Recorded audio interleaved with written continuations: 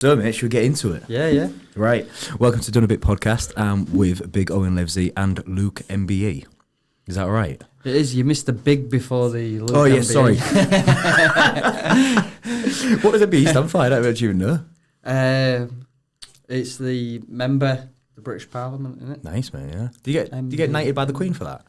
Empire. Is it Empire? Empire. Do you have to go and see it? Yeah. It was the Queen there. What? Give me the knight. No So way. what, give me it, yeah.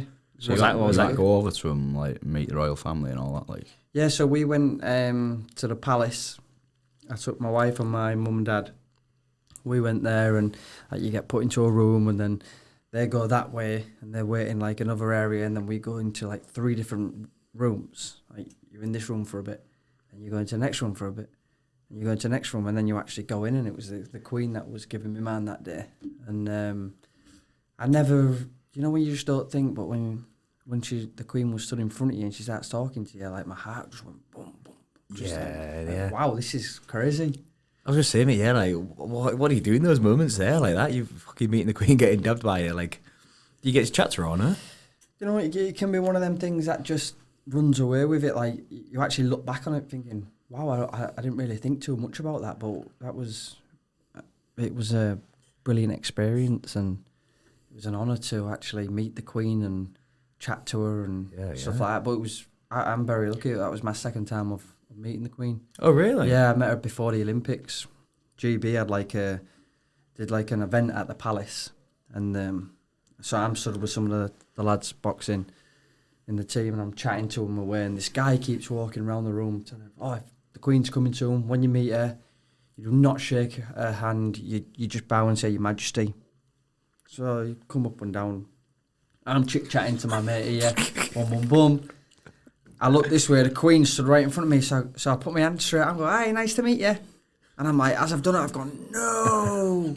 But anyhow, she had gloves on. Shaking. Yeah, she shook my hand and then just started. Have you washed your hands since, or started chit-chatting. Yeah, I just thought, do you know when you just do it? And I'm like, no, I got warned about 4 times not to do this, and I just did it. So that was cool. Did you think a Westall lad was ever actually going to shake hands with the Queen, though? Yeah, shook hands with the Queen. Mental. That's probably your biggest achievement, isn't it? Probably, You've done a bit elsewhere, but yeah. I've done a bit. So, yeah, speaking of done a bit, so you competed in boxing, you competed for 2 titles. Yeah. You competed in the Olympics, obviously, won gold. Yep. Was your lightweight? Was it lightweight all the way throughout? The professional career, yeah. Professional career. And during the amateur career, I was bantamweight for nearly all of it, I think. Oh, really? Yeah. What's that bantamweight kilos? It was 54. That's fucking light, And that. yeah, still at 54 this height. kilos. And then and it changed to 56, which was miles better for me. How old are you there at that, 54? I was probably competing from 54 kilo, maybe from the age of 14, 15. So how old, do you reckon? I won the Olympics at 24. Still at Yeah, 54? Did you go Europeans, then Worlds, then Olympics? Is that? Yeah. So you're older Which makes me the most successful Great Britain amateur boxer in history. Amazing. Because I won the gold in the Europeans. I won a silver medal in the Wells, which could have been a gold medal. It was a close fight. They dropped me 2 points against a Cuban in the final. Right. I thought he won the first round because I had a slow start. I thought I won the second and I won the third, but they kept it 2 points difference all the way. So he won it, and then obviously went on to the Olympics and I won that. It was London you won, wasn't it? London, yeah. Best Olympics I was just saying, for me, I could ever win a medal at. Talk us through that. Like, obviously, there's a whole story before you getting to the Olympics, but talk us through the Olympics. Like, how does it go to the Olympics and winning the fucking thing? Do you know, I was like we had when we first got there, and we were in the village, and there's all different sports there and different nationalities, and everybody's everywhere, and it's quite crazy. And I'm like it's your own little village full of people that are competing, and it's just, I was. Do you have kids at this point on her? Yeah, I had one kid I had my first son who was 2 years old. Amazing. And then one was more or less about to be. No way. A couple of months left. And I was there and went to the open ceremony and I was walking round and there was a big party and parade and things like that. And And I was looking around at everyone, and they was all excited just to be there. And I thought, I ain't going to be one of these that I'm excited to be part of the Olympics. And for me, I couldn't give two monkeys to be a part of it. I was there to win. And I seen so many people there just enjoying the moment and just being a part of the Olympics. For me, I was never bothered about being part of the Olympics. I just wanted to win. That was it. Do you know boxing, in them like Olympics, Commonwealth Games type tournaments, you have to make weight more than once, don't you? You have to make weight every day or something. Every fight. So the morning of the fight, you'd weigh in. You'd have to make weigh in. And how many fights are you having, like, over? I had 4 in the Olympics because I was ranked in the top 4 in the world. I got a bye, so so that you get seeded. So they split the top 4 up because they've done it in the past before, where the best 2 fighters have fought each other first, and obviously it's not fair. So they split the 4 ranked, the top 4, split them up. So I didn't have. So some people would have had 5 fights to get to the final, but I had 4 to win it. Did you go in as the number 1 seed? No, believe it or not, I went in as a number 4. See, right.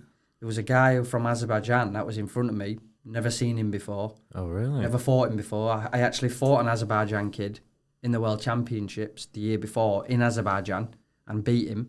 And it wasn't him. And it wasn't him. So I thought, where the hell did this kid come from? Yeah. Secret. Yeah, he's gone in ranked straight away at number 3. When I came second in the Worlds with a silver medal.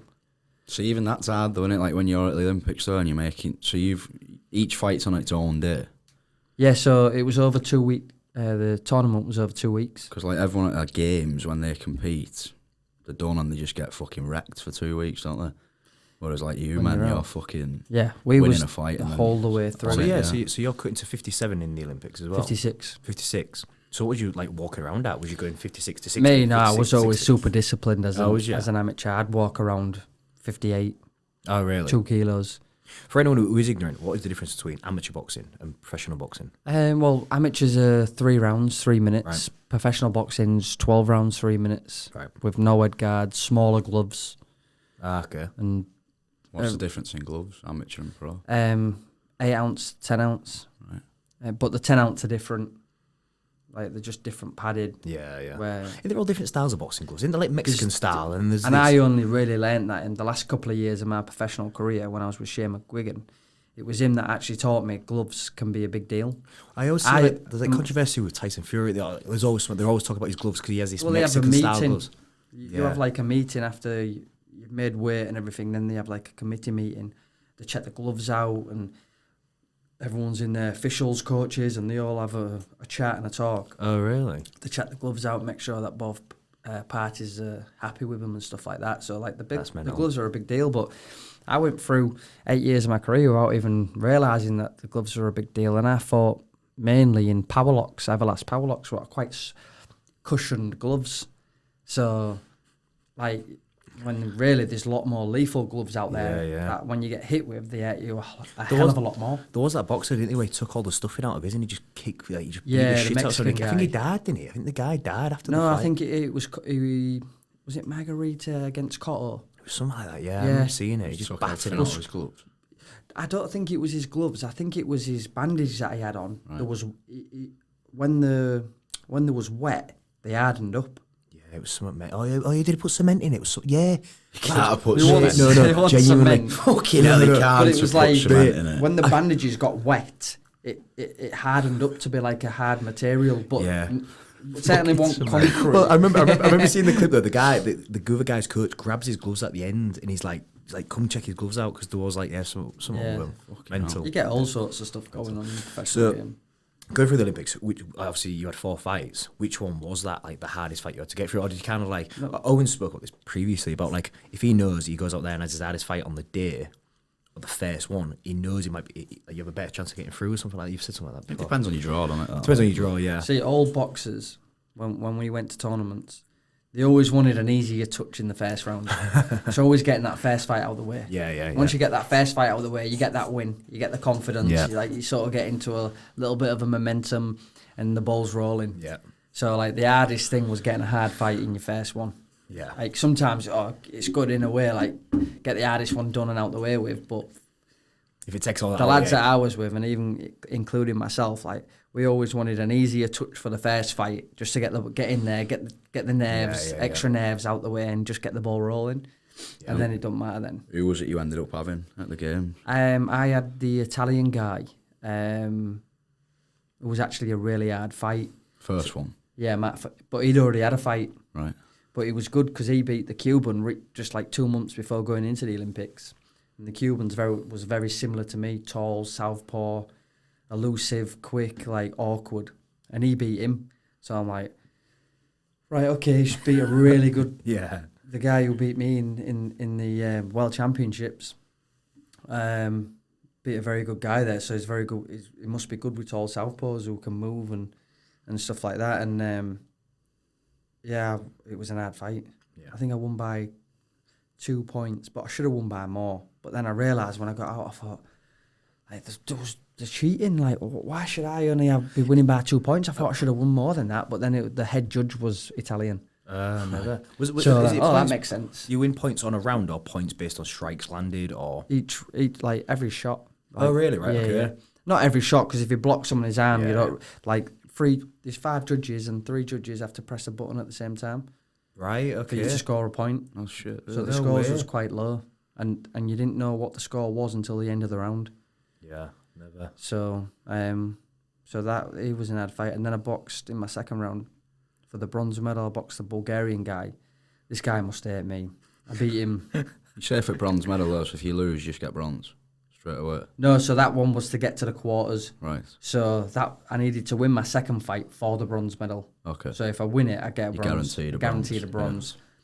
But this guy had boxed in the World Championship, the European final, and the semi-finals of the World Championship. No, the quarterfinals of the World Championships. You've ruined his career, really, haven't you? And I beat him in the Europeans in the final, and then in the Wells, I beat him in the quarterfinals of the Wells, and then now I'm fighting him in the quarterfinals of the Olympics. No but way. He was my hardest fight. Oh really? I'd already boxed him twice. He knew what I was about. Yeah. You know, but again, the scoring was bad. Like I went out, I lost the first round. I think I was 2 points down in the first round, and I come back and coach said, you're down, you're 2 points down. I'm like, how am I 2 points down? There's no way I should be down in that round. Yeah.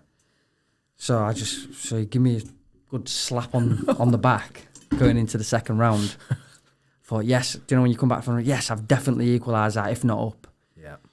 Still 1 point down. I'm like, whoa, my God, what have I got to do here to win? Yeah. So, like, this is to guarantee me a bronze medal. So you're losing going into the last round? So I'm losing going into the last round, yeah. And I think then when how are you feeling there? How are you feeling? Like, I just thought, because your tactics change completely. Once you're down, you have to go. You have to go to them. But if I'm up, he has to come to me, because I can sit back then and wait. Yeah. I'm up, mate. You've got to come to me. Yeah. So the whole tactics change in the fight, and then I have to go to him. So I'm just thinking, right, I've got to take 1 to give 2. That's literally was my mindset, and I just needed to throw as many punches as possible.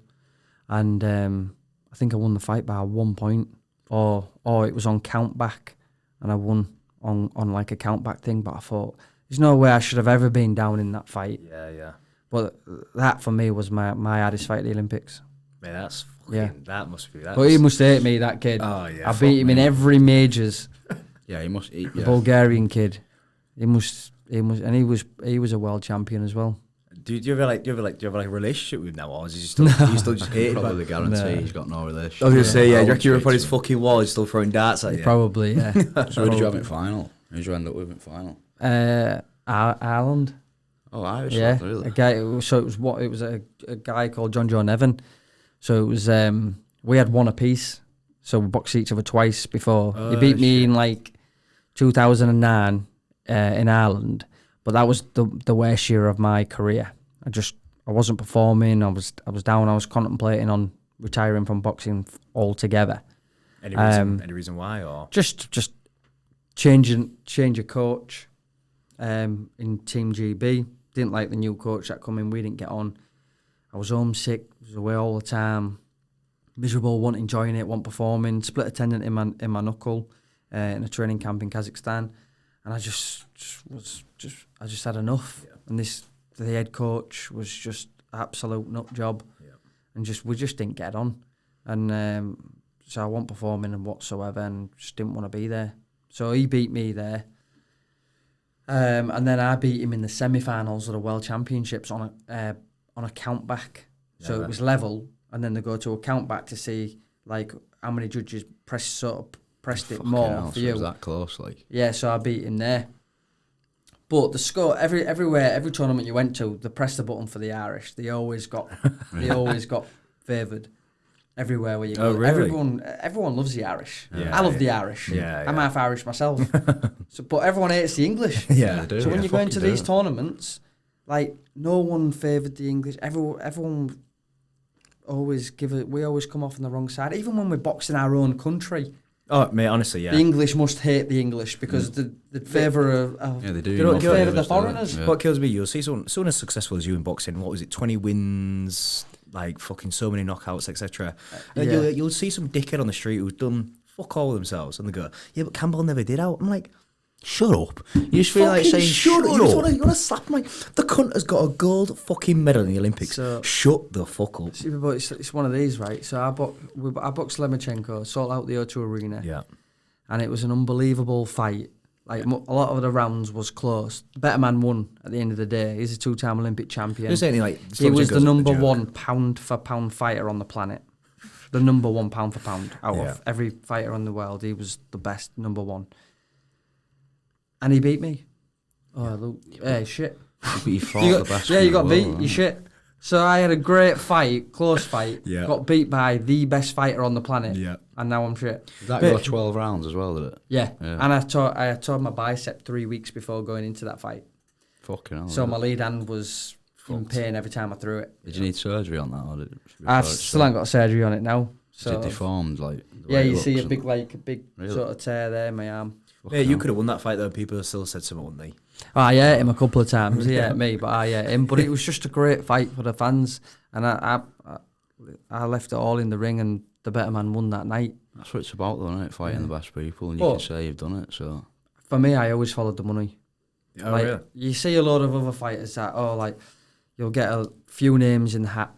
Who do you want to fight? Oh, this is a hard fight. Blah blah blah. Oh, I'll take him. I'll go the long route round and. I'll fight and barely get paid. And they'll take a couple of years more developing and whatever else. But for me, like, guys come in, which one's paying the more? Him. Well, I'll fight him then. Yeah. That's just the way I went. Mate, yeah. I fought Linares. I fought for the world title twice and boxed 2 pound-for-pounders. And to be fair, myself including and a hell of a lot of other people, thought I beat Linares.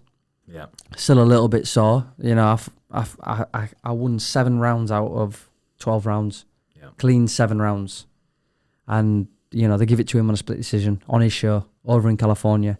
Bastard. Freeweight world champion. And I think he was ranked number 4 in the pound for pound list. Never. And I thought I beat him clean. Fair. But they didn't give it to me. But listen, what can you do? Am I going to sulk about it the rest of my life? No. It was a great fight. The fans enjoyed it. I fight the best. That's what it's about. And that for me, that's what it was about. Yeah, I always got sent to their back gardens, or not once did Eddie M bring someone to me and fight me in my back garden. In Bonus Arena. I even had to go to Tommy Coyle's back garden to fight him. Was he didn't come to my back garden in Westall. I had to go to his. Yeah, what was that? Fucking Rumble of the Humber or something like that. Yeah, Rumble of the Humber. Yeah, but I had to go to his back garden. You never sent no one to mine. My back garden was empty. I couldn't think why they don't want to come Boulevard either. Yeah, I know. I think they'd be all over it. Scared of Westall. Must be. West Side. So like there though, you've missed a load of shit before the games. Yeah, well that's it. Yeah, like there is a ton more. Like even how did you even fucking get into it? Was you always a boxer or? No, I played rugby league played for Westall. I was a short, chubby kid. I wasn't athletically built whatsoever, and I just fancied boxing for no reason. So just went to the club around the corner. Nothing influenced it at all. No, nothing. Knew no one. How old are we talking here? I was 13. 13. Yeah. Fucking hell, fair. So I was quite late on really to start. But yeah, I was 13 when I walked into the gym. I I was carded within 3 months. Nowhere near should I be and ready to go in the ring. But the coach at the time just threw me in there anyhow. Lost my first 2 fights. Then I went on and won 2. And then I remember going to Ireland in my 5th fight. So I've won 2, lost 2. I go to Ireland. We're over in Ireland. It's like, oh yeah, you're going to fight that kid there.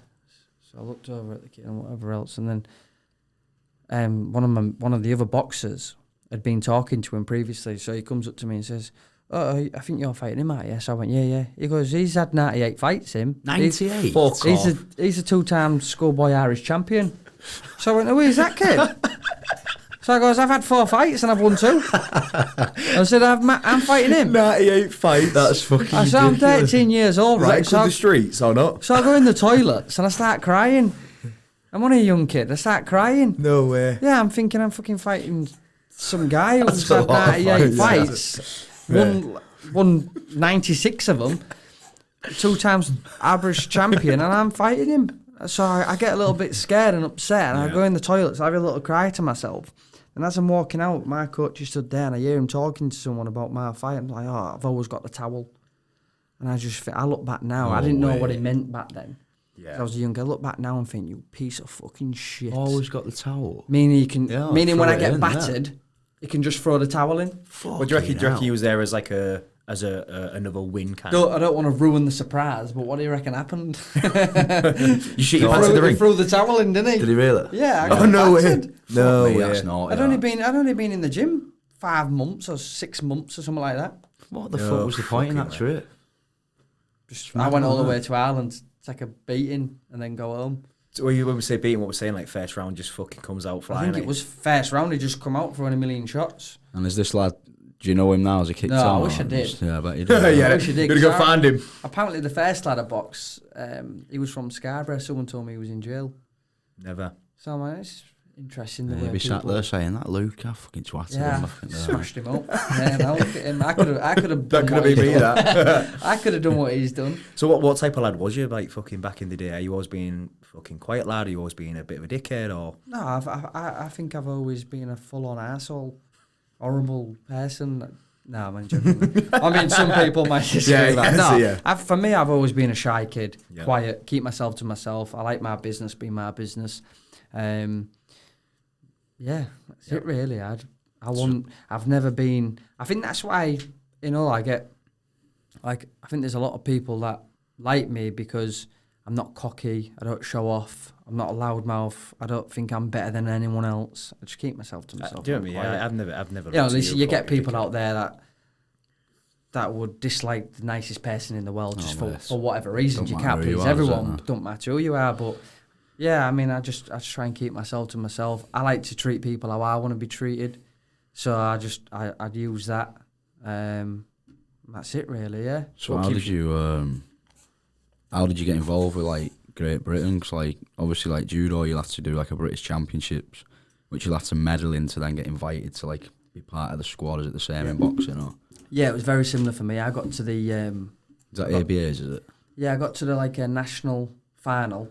I got beat in the final by 2 points, and the kid who won, he was already like a 3-time schoolboy schoolboy champion, but he didn't want to go to the England camps, so they invited me down to Manchester, where it was on an England weekend training camp. So I went down there and I was sparring the other kids and stuff that was on there, and they was impressed with me. So then from there. They picked me to fight in the Four Nations in Edinburgh. Never. Yeah, so I got on the England camp from there at the age of 15. Started fighting at 13. That's great. And I only won 3 fights out of my first 9. So I had a real bad start. And then, I got on the England camps. I went to the Four Nations. I won. So I'd had like 20, I think I was about 26 fights in now. Drew the Scottish guy, kid called Badger. In Edinburgh, it was my first fight. I beat him 16-8, which was good. And then I fought the Irish kid in the final. Beat him by, 3 or 4 points or something like that. So you're saying 26 fights in though? It's only been 2 years, that, isn't it? Yeah. So how often are you fighting that?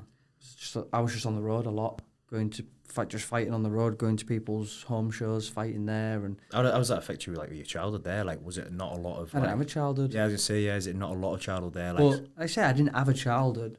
Like, I want hanging around the streets, because at the end of the day, like, what is a childhood? Is it just hanging on the streets with your mates, drinking, or one night? I'd be out in the corner of the street, just sat on a wall, just talking shit.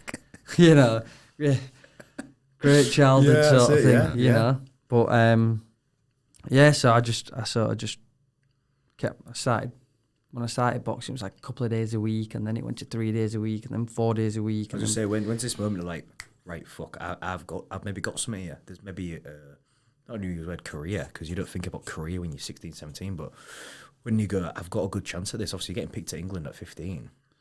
Yeah. When you kind of go, fuck, I maybe should go at this, like, full belt. I never used to rate myself.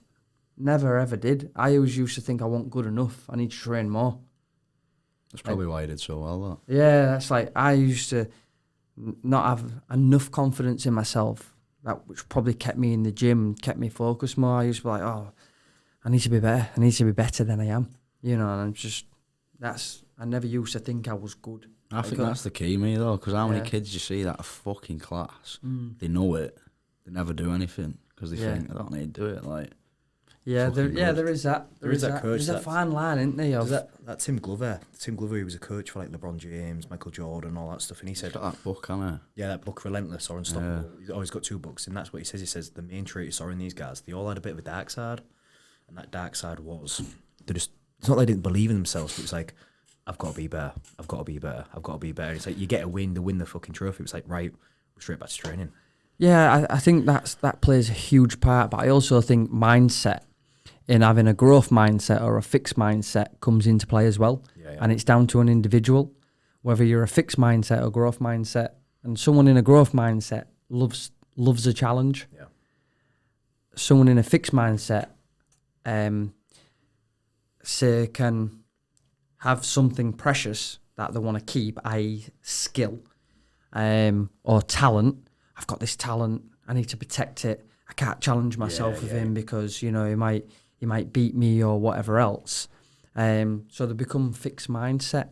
Yeah. Where you don't want to challenge yourself. You just sort of want to keep what you've got and let everyone keep thinking that of you. Yeah. You know, so you've... True. So where's that switching you there? Did you like... I believe I've gone through of having fixed mindsets to growth mindsets to fixed mindsets.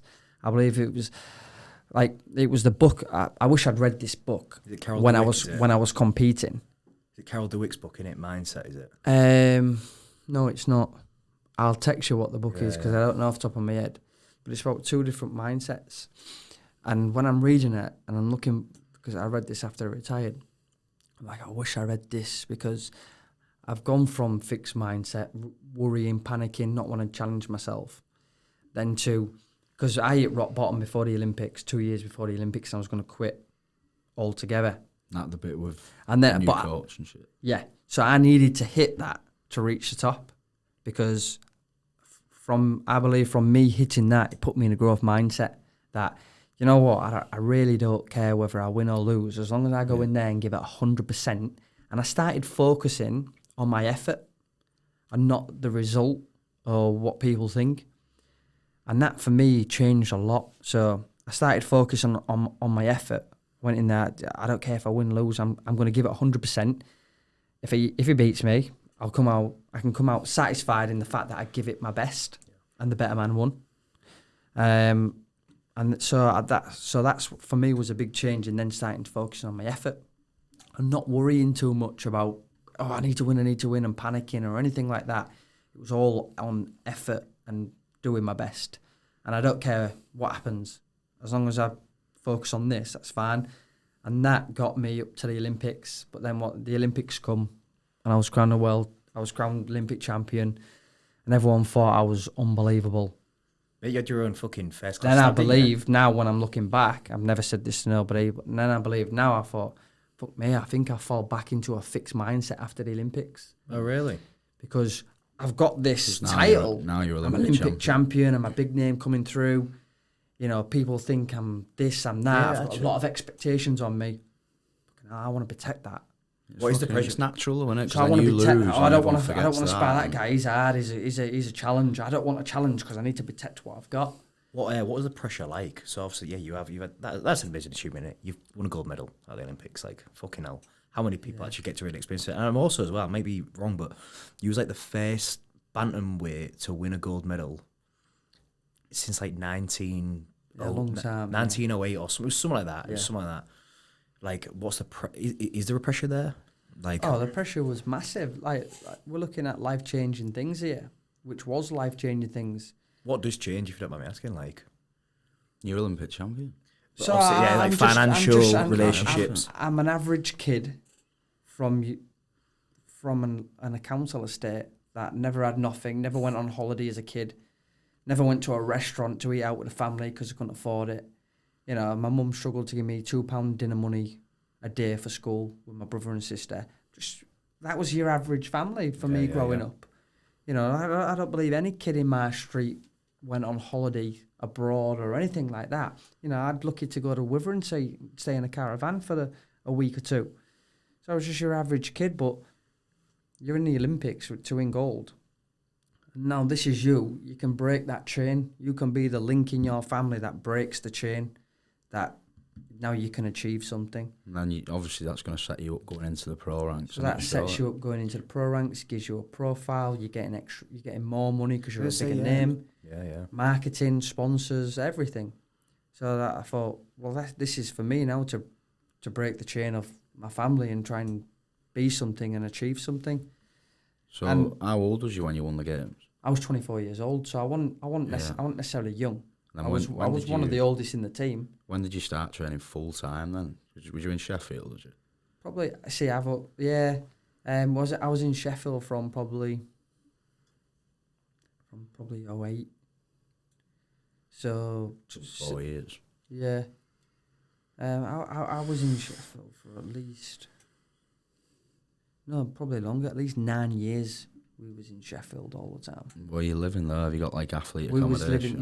We was in the ETAP hotel. Right. I've stayed in there. It's fucking shit all. there. The beds are like this as hard as this table. Horrible. The Premier Inn. Right. Now, the Premier Inns was luxury for us. Yeah. Now I look at, if I was to book an hotel in London, a Premier Inn. Nah, I'm not staying in there. Would you just stay there all week? All week, every week though? 4 days a week, every week. In the hotel? Monday to Thursday. And who funds that then? The lottery. Would it not just been cheaper for them to get like an athlete fucking Well, they did in house the or end. something, did they? So they built us some houses, Right. apartments in the end, never. round the corner. Never. But for many, many years, we was in the ETAP for Never. weeks, and then we might stay in the Premier Inn for a bit, and then back in the ETAP. So what was your days like there as a full-time boxer? Like 3-4 times a day we was training. Just boxing or like S&C and shit? Oh, like that? everything. Getting up. That's the thing with boxing. You have to train everything. Getting up in the morning, going on the track, doing sprints or staying running like 3 minutes. 3 minutes round the track as fast as you could. Minute rest and then the same again. So like hard stuff, and then from there at like 7:30 in the morning we was on the track. So then we was back in the gym at 10:30 doing strength conditioning. Then after strength conditioning, we'd be in the boxing gym straight after it, and we'd do maybe like 15 minutes in there, just like technique in boxing, pretending someone was in front of you, and this is what style of fighting they are, how do you beat them, boom, boom, boom. And then from there, we'd go and have some dinner, have some rest, and then we'd probably be back in. We'd get given a time to be back in anywhere from 2:30 to 5 o'clock, where we'd be sparring, pads, bags, stomachs, ground work afterwards. It's like this, Monday to Friday? Monday to Thursday was like Thursday, that. And then after that, we'd go and eat or whatever else, and then we'd end up, then on the night time, a couple of days a week on the night time, then we'd just go and have a sauna or a ice bath, jacuzzi or something like that, just to chill out. You go back to Hull on the weekends, or you stay there? I went back home. To Hull, yeah. I spoke about this before, but how like an athlete lifestyle can be quite a lonely process. And like, how's that for you? Like, so you're like you say, you're training. That's why I retired. Really? Yeah. Yeah, because like 22 years of that lonely process was enough for me. Is Especially when I had kids. Oh yeah, I was gonna say, any moments in there where you're like, is this fucking worth it or not? Or was it always kind of like, no, the No, Olympics there was is there. a lot. I don't know how you've done that with kids as well. Fuck me, that's unreal. Yeah, it's impressive that, mate. So I mean, I was like I say, when I was 21 years old when I had my first kid. So I was still young, very young-minded, but obviously still had a massive dream that I wanted to achieve stuff. So I was just focused on that. So I was still always away all the time. I actually missed his birth because I was in training camp. No way. In France. Never. I missed it by an hour. Never. Fucking Yeah, so I'd only got there. I was only there 4 hours, and she was 5 weeks early. So I was only there 4 hours, and then I'm laid on my bed in France, just done our first training session. And one of the coaches come in and goes, "Oh, look, your wife's going into labour." So I'm laid on the bed, and then he just walks out. So I'm laid there, and I thought, what?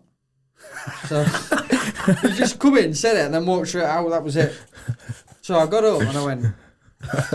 I sort of followed him back into his room, and he just got laid back on his bed and went to go and have another, like, back into his nap. I went, "What did you say?" I said, "My wife got into labour." She's like, yeah. So I said, "You best get your son up then and order me a flight home." Was this like He was going back to sleep. There's no face fucking. I said, get me a flight home now. If he said it like that, I'd Yeah. go back to bed.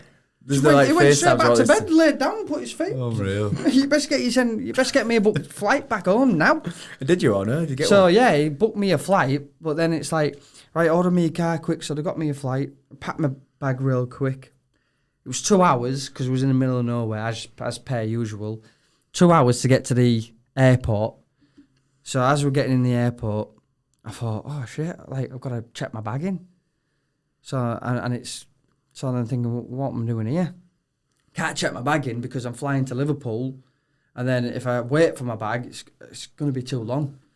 So I thought, the only way I can take this bag on the plane, because it was small enough, I went into the toilet, I threw loads of things out, and then I started putting loads of clothes on.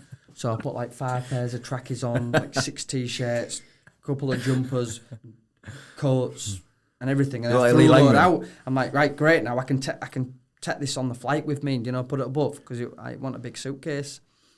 So I ended up doing that. So I'm sat on the plane like with a load of layer of clothes on. Sweating like a cunt. Yeah. Landing Liverpool, and then I got to around about Castleford, where then she'd had the baby. Never. Yeah. So obviously I didn't know what I was having. So then when I get to the hospital, I was just about to go into the room, and then my wife's sister comes out and goes, "Oh, he's lovely." So I just looked at her and I thought, "It's a boy then."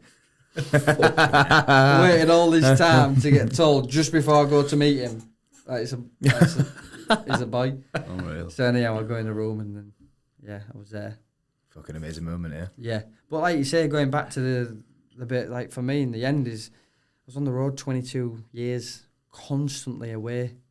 Never trained at home. I was always away. And then it just got very lonely. Is that how long you did? 22 years? Was like full on?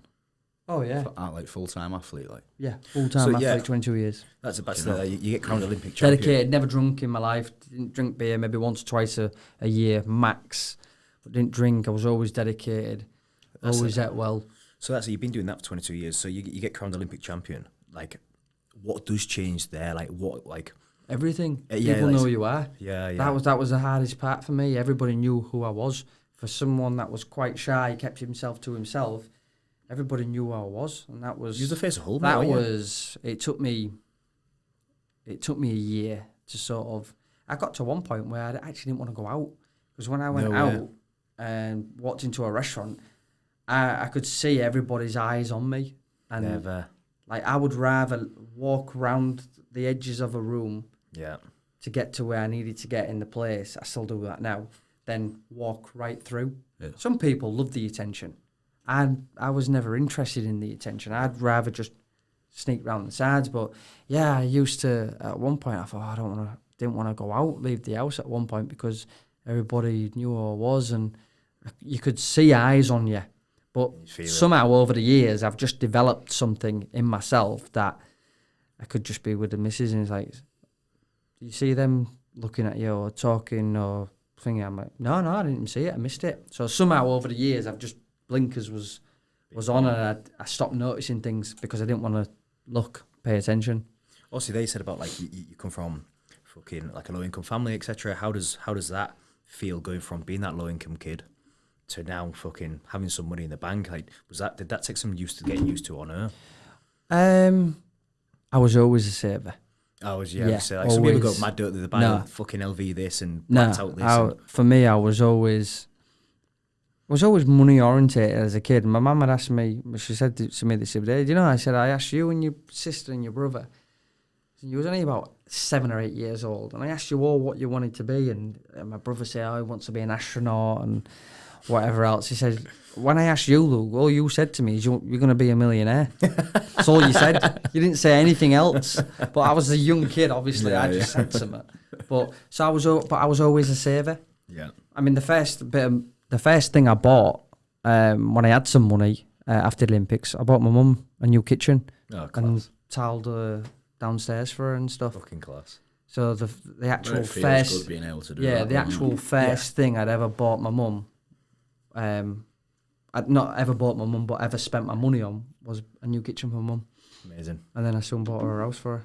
Fucking class. So class. Yeah, mortgage free. So you go from Olympic world champion then into professional boxing. Like, what's that transition like? Is it still a similar process to what you're doing at amateur? Obviously now you go from the 3 rounds of 3 minutes to fucking 12 threes. I was still in the GB development because I was getting trained by Rob McCracken. Me and Anthony Joshua was together, and I wasted 4 years there, to be honest. Oh, really? With you. Yeah. Well, as a pro? Yeah. I didn't really learn anything as a pro, camp-wise, weight, gloves, nothing.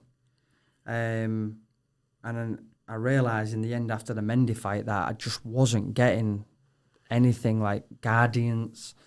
I wasn't getting trained properly.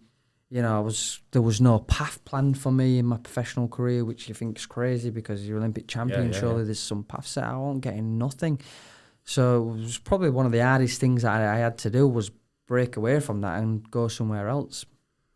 Another mistake I made was not going around looking at different coaches at that time. I just went with what I knew. And I'd only trained with a guy in Miami. I'd done some pads with him a few times before when I've gone out there for a trip. So I made the big jump in then going to Miami for a couple of years and training out there with a Cuban coach. You lived in Miami? Well, I was there for like 8 or 9 weeks at a time. Right. So out of a full year, I'd probably been there 7 months out of a full year in the end. Yeah. Was it like there? Nice. Beautiful. Yeah. Beautiful. You got everything there, the water, the weather, the beaches, entertainment, food, everything. But for me, I was just going to the gym every day and back. Like, you know, that gyms, was it. And boxing gyms in America are different. Oh, yeah. Like, so many fights that break out over there in sparring. No way. Oh, yeah. I've never, like in England, you don't really get fights breaking out in sparring. But over there, it was like once a week you'd see someone fight break out in sparring. Anyone starting you? No, I never sort of thing. If something happened in sparring, like you say, hey, whoa, like what you doing sort of thing. But it never happened with me. But it used to happen all the time. But quite hostile environments going into certain places. Yeah. Certain places where I'd go in, there'd be like 20 guys around the ring. I'm sparring this one guy here, and it's just like going in, they're screaming and shouting, and the coaches are screaming and shouting at each other. And yeah, it was quite crazy. But that's why I say I think for a lot of British fighters to go over to America, it rather makes you or breaks you. Yeah. There are a lot of fighters that break. But it's weirdly as well, I've seen a lot of like guys over there, like I'd break the heart a lot, you know, inspiring and stuff. Like they'd give it, when they're on top, confidence, stuff like that, but I'd sort of ride through a couple of tough rounds or something, and then I'd start getting my way and start getting on top of them, and you just break their heart. I could just see the heart just break, and then the confidence, then they don't want to be there. Yeah. I thought, oh wow, it's just different sparring guys from different places, and yeah, so it was a hell of an experience. But then for me, I just thought I need to be back in the UK. Right. And then finally, I went trained a few different coaches, and then picked train. Is that what you did then? Sorry. So you go, mate. Did you just travel around to see what coach you wanted? I had a couple in mind. Yeah, I went to a couple of different people, but then I thought... What are you looking for in a coach? just like a connection. Like for me, I was like, everyone should be trained differently individually. Even if you get two tall southpaws, you could train two tall southpaws differently because we'd have different strengths to each other, even though we're both tall southpaws. And I thought, I like the fact that he does that. Like he trains everybody individual to their strengths, and the strength and conditioning's on board. Like that's taken care of. It just felt like for the first time in my career, 6 years in, I actually felt like I'd got a proper team around me. Like that was there. That was talk about gloves, about weight, what weight you're walking around at. I used to walk around at the weight. I used to get in the ring like 2 pounds heavier than what I was when I weighed in. And then this guy who I'm fighting in front of me is like 10 pound. He's got 10 pound on me in the ring. Massive difference. Yeah. Massive difference. You know, so there's just, I never knew nothing about boxing, learning. Like even when I was with, in Miami with the Cubans, like I had to tell him how to do things sometimes. Oh, really? Yeah, on the big events, like I had to sort of do it all myself. You don't want to be thinking about all that shit. No. Yeah. So then when I found him with Shane, I thought, oh, they take care of all this, so I ain't got to worry about it, sort of thing. So you could just focus on the fighting? Yeah. And actually have a plan and strategy and stuff like that. Yeah. And how long was you with McGuigan there in total? About 2.5 years, maybe 3 years. Sorry, you got it. Was that when you got your real big fights then? Yeah, like yeah. Fucking Lomachenko and... Mm-hmm. But even before that Lomachenko fight, I should have never even fought Lomachenko. I was ranked the #1 in WBC for over a year. Waiting, Mikey Garcia had the title, but he was fighting up at welterweight. So he was never even coming back down to lightweight. Yeah. But yet I had to wait a full year to fight for it. And then I should have fought this Russian guy who was ranked #2, so it should have been the 1 and 2, me and him that fought off for that title. Yep. Lomachenko wasn't even in WBC rankings. Oh, really? Right. But then all of a sudden, I'm fighting Lomachenko for the WBC title when he's not even in the rankings. So what do? You just get an email one day or what? Again, politics and stuff like that. I found out on social media, that's how I had. Is that how you found out? Yeah, I found out on social media that I was fighting him. No way. How people find out before me, I'm fighting this guy. What, you hadn't even agreed? No, there's no agreement or anything in place yet, but I'm fighting him for the title now, and I found out on social media. No way. That's mental, isn't it? Yeah, that's mental. What was that, just like journalists? Do you find it like bullshit like journalists or all like that, or like trying to get your business or all like that? Yeah, I mean, I've done a lot with all different PRs and stuff like that, and you know, it's most of them that I dealt with are good people. Yeah. What is it like behind the scenes in fucking when you're with Eddie Hearn and all that shit? Is the fucking politics there? Is the bullshit there? Or of course. Of course there is. Yeah, of course there is. Yeah. You know. Anywhere where there's money, there's politics. Yeah. There's a lot. And it was bit obviously in the end a long, lonely road for me, but I was just getting fucked up for the politics and stuff as well. Why I'm having to go to the Olympic champion. I've only fought once in the UK for a big fight against a Lomachenko fight, but I'm going out fighting all these people on their shows and stuff like that, and I just like, even when I fought the guy at the end, like inactivity, 16 months out the ring, inactivity is massive. I wanted to fight. I was ready to fight any day before that. You know, 16 months out the ring is a big, and then I had COVID 5 weeks before that. Never. Which put me in bed for 2 weeks. No, sorry, I did have COVID. It was 7 weeks before that, because then after I had COVID, being in bed for 2 weeks, then I was straight back into camp, killing my body again. So I had 5 weeks basically to get ready, and then also get over to Texas. How was the fight with Garcia come round? I don't know. I just, like you say, I just get told who I'm fighting. I never had a choice or nothing. It's just like, yeah, I fighted him, so I went, all right.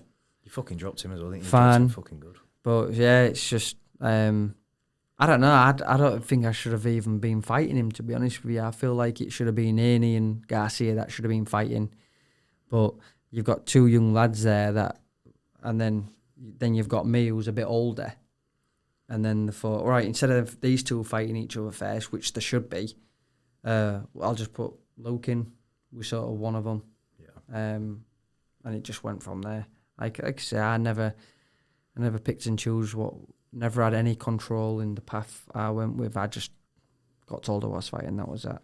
Was it post Garcia you decided to retire, or was it kind of like, did you carry on training for a bit more and then it was like, right? Well, I was during that training camp. I was stressed and I was getting very homesick during that over Christmas time. Missed my youngest son's first Christmas, and I was away on my own. Christmas Day, Christmas Day. I was in Texas on my own, away from my family and things like that. And I just thought, you start looking at life a little bit different. Yeah. And I just thought to myself, I knew I was struggling, always being away. It seems like you've had obviously your wife's been very supportive with that as well. Oh, massively, yeah. But always having to stay focused on the fight, and you see, I dropped him in the second round, and I have never seen anyone get put to sleep. Literally, hands behind the back, asleep, gone. Never seen anyone bounce back up in by the count of 5, fully recovered. I'm looking at him opposite corner, and I thought he's calming his corner down, and I'm looking at his eyes because people commented at the time saying, "Oh, you should have jumped on him, finished him off." I mean, do you think I'm stupid? Trust me, when I know I can finish someone, I always have. Yeah. But as I went back into the ring, I was like, "Wow, he's fully recovered." No way. How's that even possible? Well, yeah, I don't know. Yeah. Some other people might know. I don't. Yeah. But do you find there's a lot of performance enhancing in boxing? Performance enhancing drugs or fucking... Obviously... Me, no, I'm always getting drug tests. Yeah. But other people, there's a hell of a lot of people that do it and get caught. A hell of a lot that don't. Yeah. But I've never been one to say, because I've never wanted to come across, oh, he's just bitter, blah, blah, blah, because I'm not. No. Like, it is what it is. Yeah. His drug testing gets submitted after the fight. I do know that. Yeah.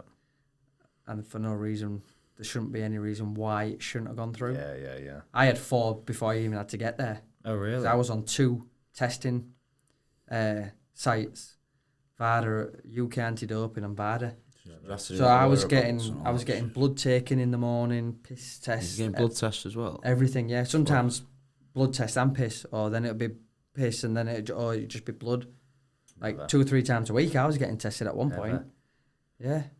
Across your whole career, do you have like any like memorable fights like that was probably one of my hardest ones, or like he was the hardest hitter, or when you look across your career, or even like favourite fights? For me, the Lemachenko was an unbelievable fight when we sold the O2 Arena out, and it was just, obviously I didn't win it, but it was just a great fight. Like everybody loved it. Yeah. And that for me, my biggest thing about being a professional boxer was financially secure my family and win the respect of the fans. Anything else that comes on top of that could be a bonus. If not, don't matter, because I've achieved the top 2 things I wanted to achieve anyhow. Yeah. So yeah, I feel like I've done a good job in doing that. Yeah. Because I've got, like, when fans see me, like they get excited, they're buzzing that they've met me, and they love to talk about my fights, and they loved watching it. And I've always been in exciting fights, and that they've enjoyed. Yeah. So that for me is just a great feeling in itself. It's sometimes it's nice to be recognised for, the things you've done, and they've enjoyed that, because at the end of the day, that's what it was all about. I was a prize fighter for everybody else's entertainment. And that's what it's about. It's about everybody's entertainment. Yeah. So that's a good enough feeling for me. That fucking class. And then post-career, mate, you go and fucking smash it on Dancing on Ice. Yeah, I don't know about smash it on Dancing on Ice. It was just something to do after the Olympics. I was gonna say, yes. It's good. So when you do retire, how does that feel like? Because boxing's been your whole life for the past 22 years. What does do you know what? A lot of people struggle with that, don't they? I have struggled, and I've wanted to go back a couple of times, but then I think to myself, like, I couldn't do it to my family. Yeah. And then I just give myself a little rain check and think, well, you retired because of this reason. You could have carried on. You could have kept going. But this is the reason why you did it. But there's been a few close moments, where I thought, I want to go back, because I get lost in the outside world, because I've always been very structured, I'm always in camp. I know what I'm doing 16 Mondays from now, and I know what time I'm in the gym. Like, I've always been very structured, and know what I'm doing, know where I am, know my focus. And then you come away from that, and it's just like, the way I describe it is like I'm walking through the woods and I'm lost. I don't know where I'm going. I don't know what direction I'm going in. I don't have any particular mindset that I want to be, and I'm just lost, floating around, not feel knowing. like that now as well?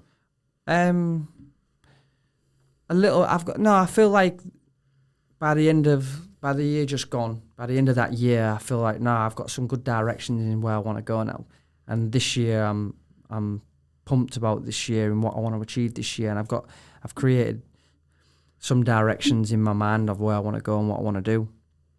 But yeah, last year I had some real difficult times, and I was down and maybe I was depressed for a few months at one point, and I had to sort of pull myself round, and I was going to bed crying for weeks on end, because when it just lost, that upset me, and I was down, and I couldn't tell you why, because I've got everything. I've got everything. I've got the family that I've got. I think it's an adrenaline thing, me though. It's like, you must be you get a fucking name, you're fighting this bloke, and you focused on that for however long it is. And it's the competitiveness in it, like competing. It's like, why do you think I want to grapple you sometimes? Because no chance in my mind, I think I'm going to win. Before we do get into that, like, is there a chance we see you grappling? Well, I don't know. You never know. I need to do it a little bit more, first and foremost. But I just wanted to try something new. I've always been that sort of combat sort of driven. When I was a young kid, I thought I wanted to be in the SAS as a young kid and see myself in that sort of environment. And then obviously got into fighting environment and stuff. So I feel like I've always been in the mindset of that sort of aggressive fighting environment, really, in my mind. So I'm never say never, but I'm just doing it because I enjoy it. And I feel like now I want to learn as well. Yeah, you got a better learn. I'm also in the mindset of I need to keep educating myself. I want to keep learning new things. Yeah, and this is pretty gets rid of aggression, gets rid of tension. Just calms my mind a little bit, other than just I've hit a bag for 22 years. And don't get me wrong, I still have to do that once a month just to de-stress and just go all guns blazing on a bag for 5-10 minutes and just beat the hell out of it, and I feel better for it. Yeah. I'm a nicer person for it as well. How long have you been retired now? Is this your second year? About a year and a half, I think, or just over. Yeah, about a year and a half. But I'd always said to myself before, when I was competing, that I'm never going to be one of these boxers that retires and comes back. I don't want to be one of them. Yeah. And I just look at people now that have retired and come back, and I'm thinking, I think a lot of them come back because boxing, they didn't live a very good lifestyle. Outside of boxing, there was on the drink, there was maybe getting into things they shouldn't have done, and boxing brought them back. Yeah. Like I say, like a Ricky Hatton, his lifestyle was he was always on the piss, he'd blown up in weight. Great person, Ricky, by the way. But his lifestyle outside the ring was completely opposite. Yeah, it was big chaos. So boxing, for me, was his saviour that dragged him back in, give him some focus. He cleaned himself up, he lost the weight, he had a good mindset, he was focused. But then, obviously, when you finish the fight, then he goes back into this. So I've always thought people that don't have a settled lifestyle, a content lifestyle, like of boxing and just a normal lifestyle. When you've got one end of the coin to another end of the coin, I think they're the people that will struggle a lot more because boxing was their saviour. For me, I've always lived a content. I was content outside of boxing. Like if you're not content, you're always going to go fucking go back for more. What about Jake Paul? Jake Paul or KSI? Fancy one of them? Yeah, I would. I'd love one of them. People say, you should call them out, but I thought, but I don't want to be one of them. I don't want to be one of them retired fighters that calls out one of them shit YouTube fighters for a fight. But But yeah, listen, I'd love to fight one of them. Mind the fucking money though. It's easy money. Yeah, fucking right. Easy money. Yeah. I don't even care what they'd weigh in. Yeah. It wouldn't bother me if there was 50 pounds heavier than me, because I still know I'd beat them. Do it right now. You call them out right now. Yeah. But like you say, I don't want to be one of them fighters on... I'm not very good on social media. Yeah. Sometimes I'd prefer to live the moment than actually try and catch it on film and just to show everybody else. Yeah. And I'm shit on Twitter because guess what? I ain't got an opinion. Yeah. And you don't want to hear my opinion. So we start talking about aliens and all that type of stuff. So no one wants to hear that shit. Oh, that was the next question, actually. So I'm shit on Twitter because I'm not interested in giving my opinion. Yeah. Even though I might have one, I'm just not interested in giving it. Yeah. So I think what's the point in Twitter if you haven't got something to say? Things as well, mate. I think I have this conversation with him. I'm not very good on posting things on myself, and people. I think people do want to hear about you boys, though. Do you know what I mean? Like, he still accepts when I say mastery, but you boys have mastered. Something not a lot of humans will ever experience is mastery. You boys have both dedicated your life to something. Like, It's not mastery though. I know. It's not. I know. There's probably a different word for it. like That's it. I mean, like you say, like I think when people start being successful, it baffles me how they start then thinking they're better than people. Yeah, and that Even money-wise, like, oh, you've got some money, so all of a sudden you think you're better than that person there. But guess what? That person there provides for his family, puts a roof over him, puts food on the table. Doesn't matter what job he does. Just because you're in a different job, why would you think you're better than someone else? I just think I look at it as like, think of all the young boxers out there that would love to just hear 3 things from you. Like, I'm a 12-year-old boxer, just starting like you did when you was 13. What were the 3 things that would help me in my career to get better? And the same with judicas. Like, there's so many judo players. Sorry, I can't believe I said judicas. Just call them that. I like that. Yeah, judicas. There's a million judo lads out there who do look up to you and go like, he's fucking doing it. I'd love to know what he says. Like, and that's it. I don't think it has to be a silly cunt. You've got fucking money. It's you boys you've got genuine wisdom and knowledge. What would be 3 things for a young lad, one or girl now? Boxing. Or frying pan. For me, coming up. Consistency. Do not be scared of failure. I failed so many times. Literally, like you say, look at my first 9 fights and you won 3. Like, I failed loads. So failure, embrace it. Don't be scared of it. Failure's a lesson, a learning lesson to fix things and put things right.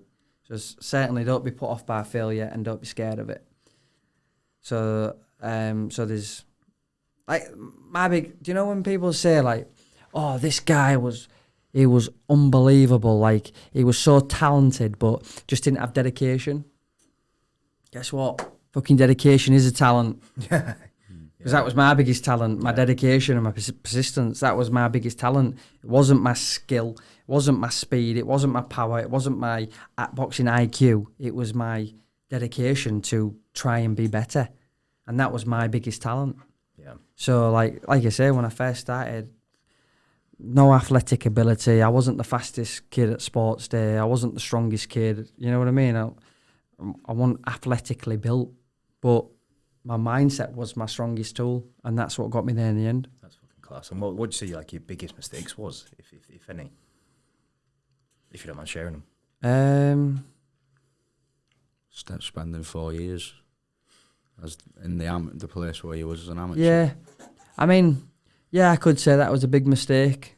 But sometimes I think, what's the point in discussing mistakes, because I can't do nothing about them. Yeah, that's right. I can't go back in time and change it. No, that's right. But you could maybe that's stop why I somebody say else from making them. Yeah.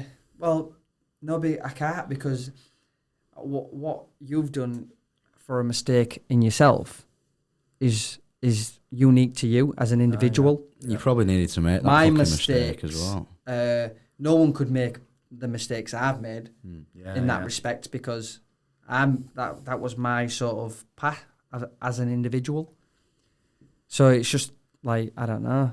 So that's why I don't really like talking about mistakes, because I think it's absolutely pointless to go over them, because I can never change them. Yeah, fair. And like the mistakes I made, if me and you did the exact same thing, might not have been a mistake for you. Yeah.